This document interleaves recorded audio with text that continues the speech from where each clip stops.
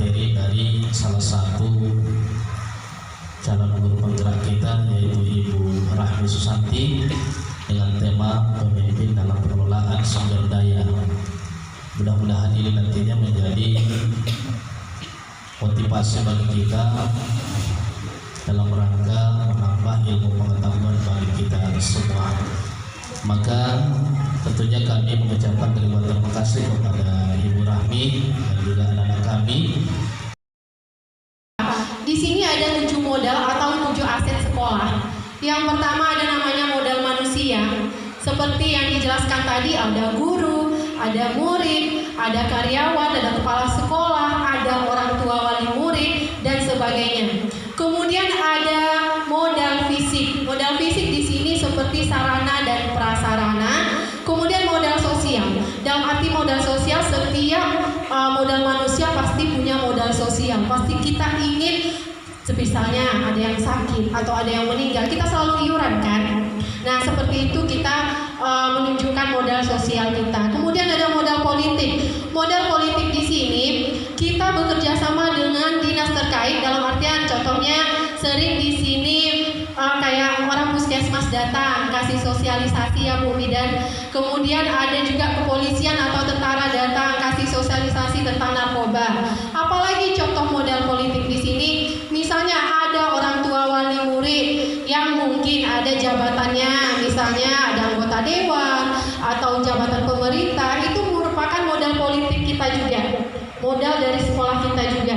Kemudian ada modal finansial. Kalau di sekolah kita ini ada dana bos ya Pak Kepsek, kemudian ada dana dari yayasan juga.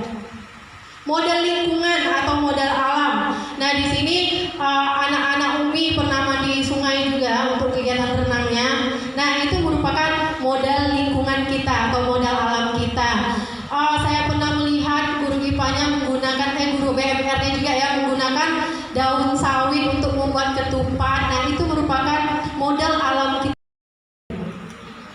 Ada lagi Bapak Ibu yang mau ditanyakan? Oke, Ibu Tika.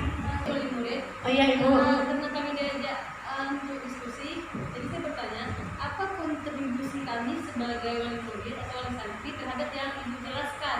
Karena dari tadi pembahasannya kayaknya cuma sekolah-sekolah aja, sementara kami kan ikut juga diskusi nih, kayaknya nggak ada kontribusi kami seperti itu. Ibu Tika sebagai wali murid di sini, mohon maaf Ibu. Nah, pertanyaan yang bagus ya Bapak Ibu. Di sini tadi saya udah nyampaikan nih modal manusia, ada orang tua wali murid di situ ya. Sementara saya tidak menyebutkan misalnya gunanya kami wali murid apa sebagai aset dari sekolah gitu kan. Wali murid di sini tujuannya untuk mendukung apapun kegiatan sekolah yang positif. Ya, salah satu contoh tadi misalnya membuat wisuda atau perpisahan, wali murid mendukung seperti itu. Kemudian ada contohnya lagi yang wali muridnya memiliki jabatan. Nah, wali murid bisa mempermudah urusan sekolah, misalnya masuk proposal ya Ustaz ya, masuk proposal mungkin bisa dilancarkan seperti itu. Jadi itu salah satu atau salah 2 contoh dari fungsi wali murid dalam 7 aset sekolah. Dan wali murid juga tentu membimbing siswa kita ketika siswa kita di rumah. Kan siswa kita ini pesantren nih, mondok. Nanti kan ada masa liburnya. Kalau masa liburnya sampai di rumah orang tua nggak ngontrol untuk sholatnya, jadi nggak kerjasama namanya. Tapi kalau di sini kan kita udah ngontrol nih untuk sholatnya, untuk puasanya. Nah, di rumah tentu orang tua juga membantu kita dalam mengontrol siswa karena siswanya sudah tidak di depan mata kita lagi. Terima kasih Bu, apakah puas Ibu? Terima kasih. Give applause untuk Ibu Tika tadi ya Bu ya.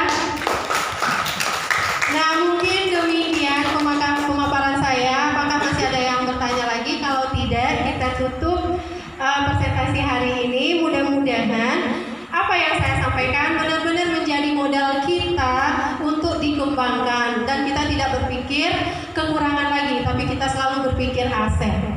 Intinya Bapak Ibu, saya di guru penggerak ini yang saya tengok dari modul 1 sampai modul 3 mengajak kita untuk selalu berpikir positif. Karena dengan berpikir positif, aura di dalam diri kita itu akan menghilangkan aura-aura negatifnya. Seperti itu. Terima kasih.